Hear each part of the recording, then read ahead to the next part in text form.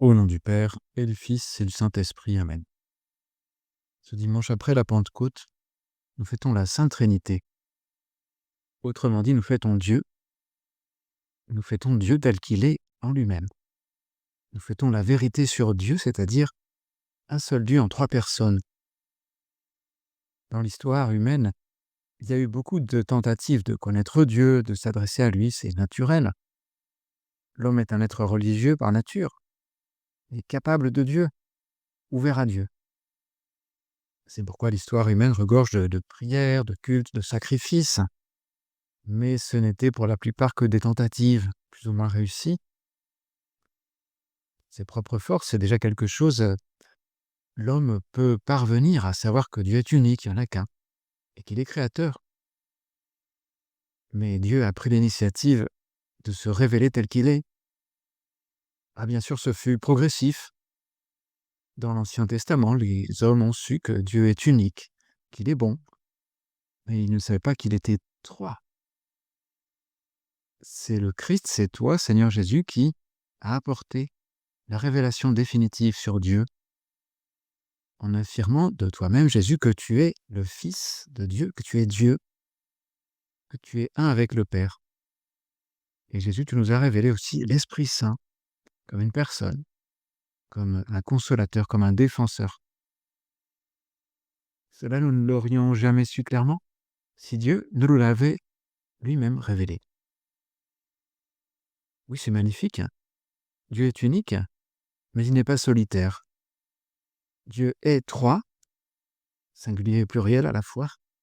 Dieu est trois personnes inséparables, mais distinctes l'une de l'autre. Trois personnes qui s'aiment entre elles d'un amour parfait. Pas trois aspects du même Dieu, mais vraiment trois personnes.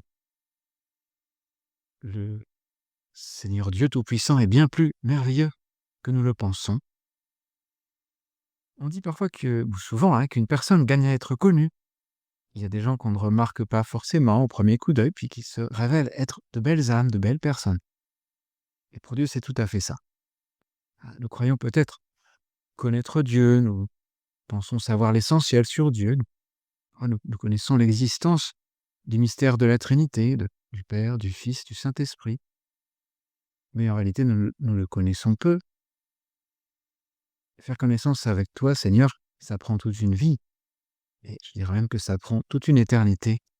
Parce que Dieu est infiniment connaissable et aimable. Vraiment, Dieu gagne à être connu. Nous pensons trop facilement que la Trinité ne nous concerne pas, qu'elle concerne seulement Dieu ou les personnes qui étudient la théologie et la science de Dieu. Nous pensons trop facilement que nous sommes en dessous, au niveau en dessous, mais ce n'est pas vrai. L'amour qu'il y a à l'intérieur de nous concerne. Déjà parce qu'il se répand sur nous. Dieu ne souhaite qu'une chose, c'est nous faire participer à son propre bonheur. Dieu n'est pas égoïste, il n'est pas renfermé, il ne fait que donner.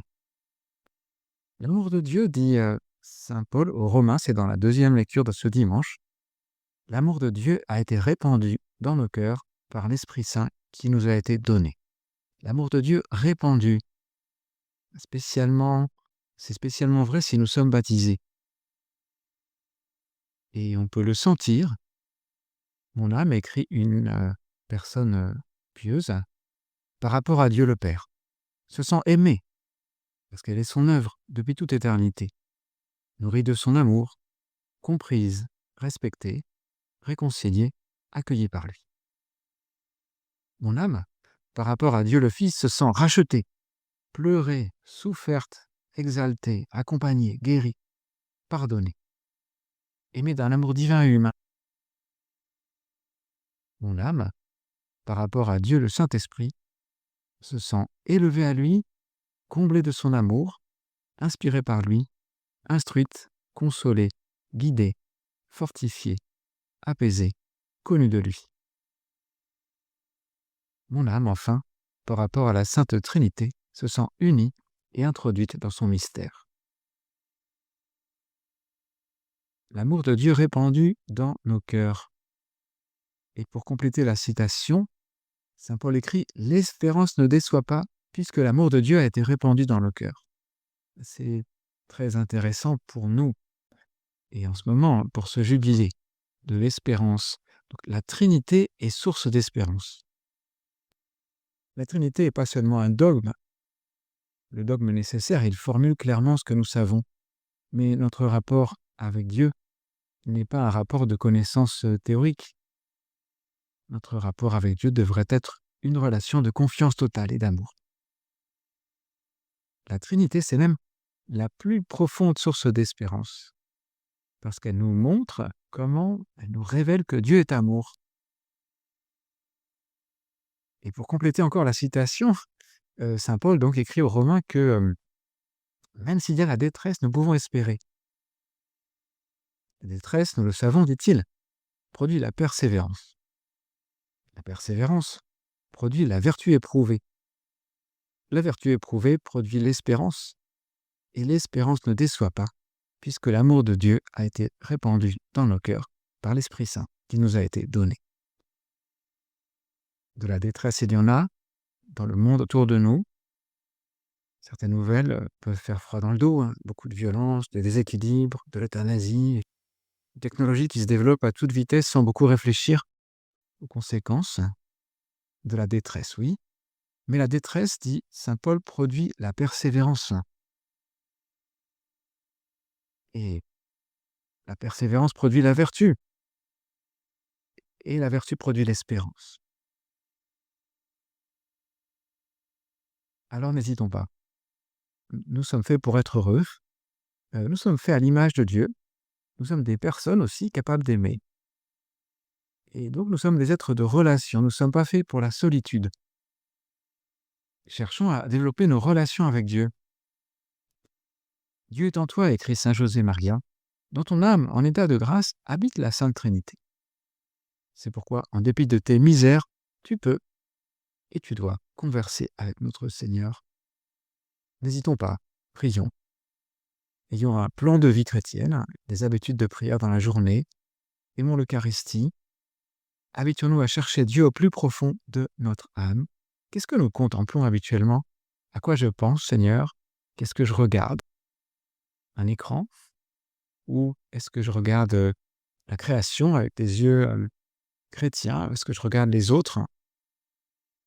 Est-ce que je regarde mes propres œuvres ou tes œuvres, Seigneur?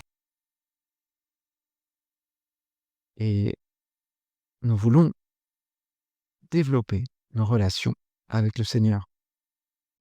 Et développer aussi, ça correspond à ce que nous sommes, à l'image de Dieu. Développer nos relations avec les autres. Nous sommes faits pour avoir des relations avec les autres. C'est une caractéristique de toute personne. Alors aimons d'abord les personnes avec qui nous vivons. C'est une première chose et c'est nécessaire. Nos familles, par exemple, ne vivons pas loin des uns des autres. Ne sont pas des gens qui seraient sous le même toit, mais finalement pas ensemble. Aimons les personnes avec qui nous travaillons.